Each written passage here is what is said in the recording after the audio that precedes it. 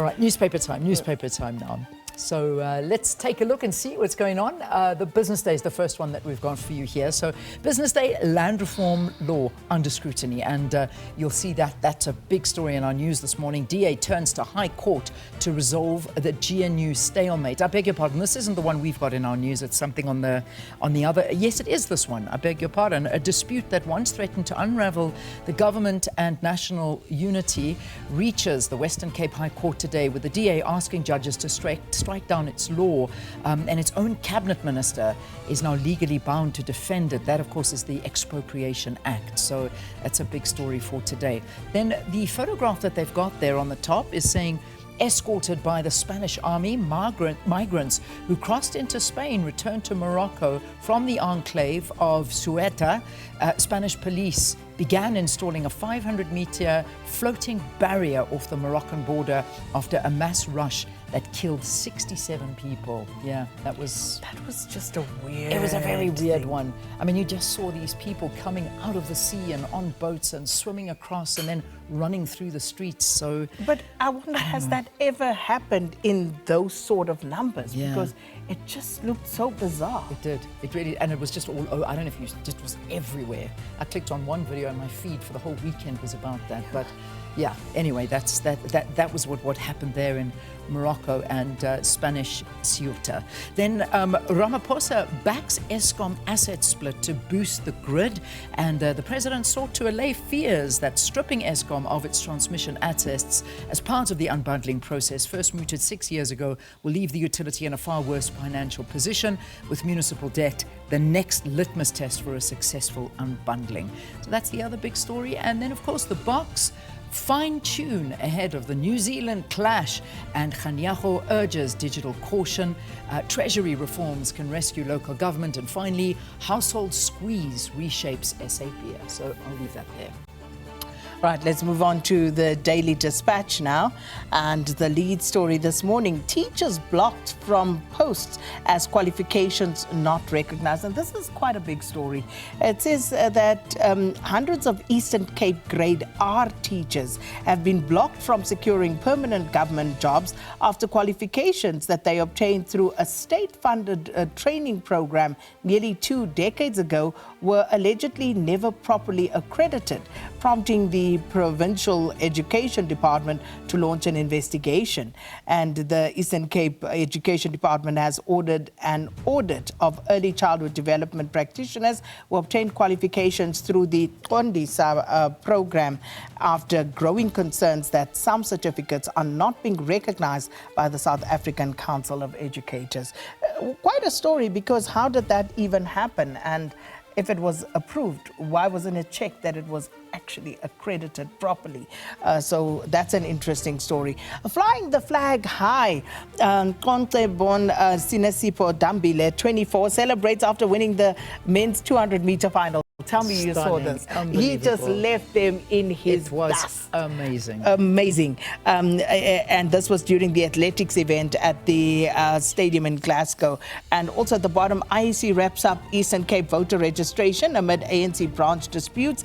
The Eastern Cape's final voter registration weekend was largely successful despite intimidation and community protests that disrupted operations at 10 voting stations across 6 municipalities, according to the IEC.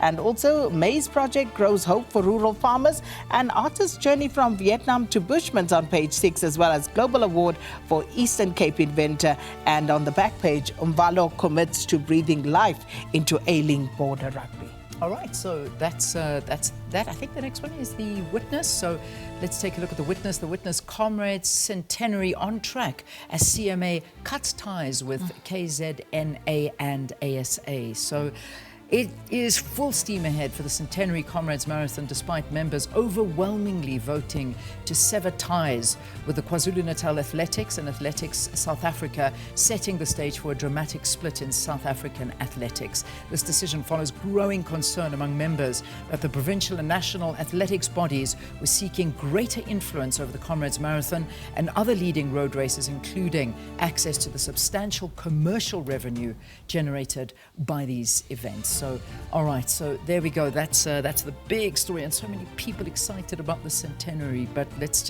keep an eye on that. Sari Stroll brings unity and colour to Durban's Golden Mile. Isn't that lovely? A sea of colour filled Durban's Golden Mile as women in vibrant saris took to the annual Durban Beach Sari Stroll on the promenade, and this is really to celebrate Indian heritage, culture and diversity. It dates back to 2010, so looking beautiful over there. Then South Africa's oldest practicing doctor celebrates a life of healing. That's Dr. John Callahan. That's his name. And he started his studies during World War II, SK, through apartheid to embrace modern technology. He is 2 weeks shy of his 100th birthday. Oh, amazing. And he's still practicing? He's still practicing. Wow. He's a practicing specialist. He remains one of the country's leading ear, nose and throat specialists. So, wow. Wow. Wow, wow, wow. Well, okay, congratulations. Well done, Dr. Callahan. Yeah. And then, I'll just read that corner there. Ethics Committee to probe MK Party's allegations against MEC Rogers. Right, let's move to the Cape Argus. Look at that. This headline. 170 murders in 2 weeks. Now, urgent call for action and a lasting solution. 5 months after the South African National Defence Force was deployed to the Western Cape to support the South African Police Service in combating rampant crime and gangsterism, the region is now facing an alarming crisis. In just 2 weeks, over 170 lives have been tragically lost and more than 100 people wounded, prompting renewed calls for the declaration of a state of disaster. More than 20 children have either been killed or wounded in areas including Nyanga, Kailicha, Mitchell's Plain, and they recorded double-digit fatalities in that regard. Yeah.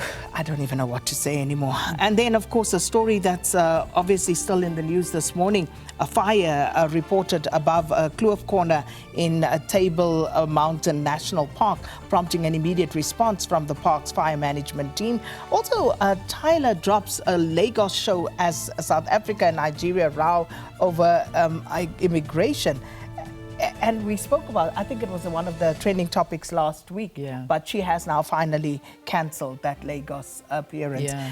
Cell phone signal blocking delayed while DCS rolls out signal detection. A year after Mayor Jordan Hill-Lewis called for the introduction of cell phone signal blocking technology at Pollsmoor Prison to cripple criminal activities, the Correctional Services Minister, Dr. Pieter Groenewald, confirmed that some facilities have had signal detection technology in place, while a phased rollout of a two-way radio system for officials is underway.